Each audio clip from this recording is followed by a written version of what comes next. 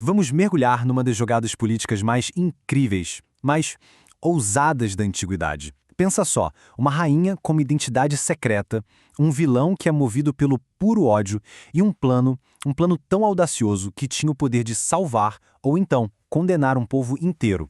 Essa é a história de Esther. Imagina só o cenário. Um decreto real que simplesmente não pode ser desfeito, uma rainha cuja verdadeira identidade é um segredo de Estado e o destino de todo um povo pendendo por um fio. É exatamente aqui que a nossa história começa. Ok, para a gente entender como as coisas chegaram nesse ponto, a gente precisa ir para o coração do Império Persa. Um lugar gigantesco governado pelo poderoso e, vamos dizer, notoriamente imprevisível rei Assuer. E para ter uma ideia da escala do poder desse rei, pensem nisto. O reino dele se estendia por 127 províncias. Ia da Índia até a Etiópia. Era um domínio colossal. E como ele gostava de mostrar esse poder todo?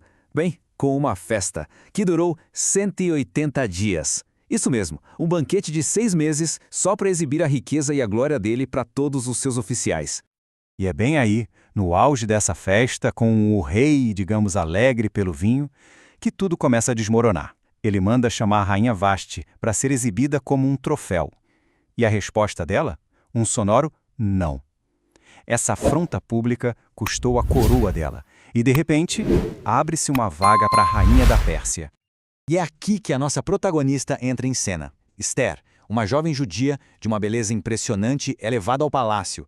Seguindo o conselho do seu tutor, Mardoqueu, ela esconde a sua origem e acaba encantando o rei, que a coroa rainha no lugar de Vasti. A ascensão de Éster até parece um conto de fadas, né? Mas uma sombra sinistra está prestes a cair sobre o reino. E ela vem com a chegada do antagonista da história, o arrogante Amã.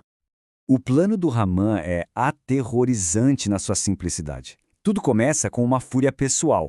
Mardoqueu, o tutor da Éster, se recusa a se curvar diante dele. Só que essa ofensa pessoal vira, muito rápido, um plano de genocídio. Haman manipula o rei, lança sorte para escolher um dia específico e consegue um decreto final, a aniquilação de todo um povo. Quando Mardoqueu descobre o plano, ele manda esta mensagem arrepiante para Esther. A lógica é brutal e bem clara. Não pense que só porque está no palácio vai escapar. Quem sabe se não foi exatamente para um momento como este que se tornou rainha. De repente, o peso de um povo inteiro cai sobre os ombros dela. Com o destino do seu povo nas mãos, Esther precisa agir. Ela elabora um plano corajoso, super estratégico, para confrontar o rei e expor o Amã, uma verdadeira jogada de mestre. Mas antes de arriscar tudo, a vulnerabilidade dela é palpável. A gente vê isso na oração dela. Ela está tomada por uma angústia mortal. Porque ela sabe que se apresentar ao rei sem ser chamada é basicamente uma sentença de morte. E depois de 3 dias de jejum e oração, ela se veste com seus trajes reais e caminha em direção ao salão do trono. Um ato que poderia muito bem ser o seu último. A tensão é máxima. Mas ela não acusa Amã de cara. E aqui está a genialidade do plano. Em vez de um confronto direto, o que ela faz? Convida o rei e o próprio Haman para um banquete. E no final, ela os convida para um segundo banquete no dia seguinte. É uma jogada brilhante, não é? Ela aumenta o suspense e infla o ego do Haman e cria o cenário perfeito para sua cartada final. E é ali, entre os dois banquetes, que o destino intervém de uma forma espetacular.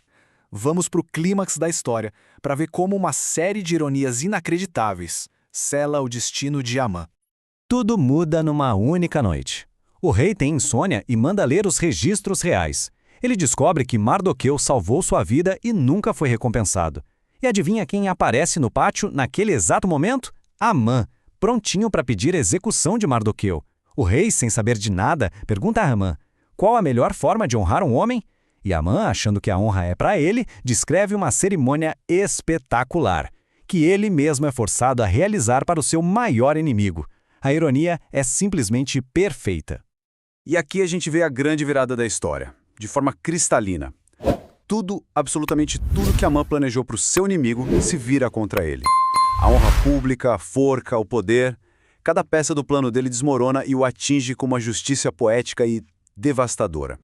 Com Amã já humilhado, vem o golpe de misericórdia. No segundo banquete, Éster finalmente revela tudo. Fomos vendidos, eu e meu povo, para sermos destruídos. E então ela aponta o dedo. O inimigo é este perverso Amã. O rei, furioso, ordena na hora que Amã seja executado na mesmíssima forca que ele tinha preparado para Mardoqueu.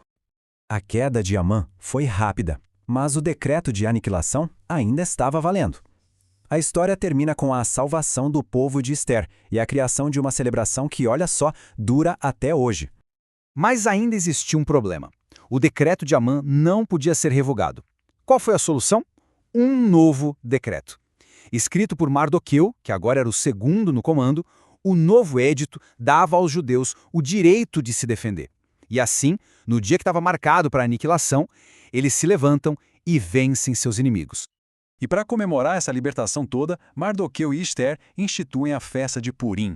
O nome vem da palavra pur, que significa sorte, basicamente tirando um sarro da ferramenta que Amã usou para selar o que ele achava que seria o destino deles.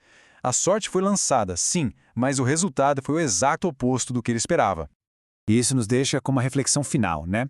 A história de Ester transforma um plano de extermínio no alicerce de uma celebração de alegria e libertação.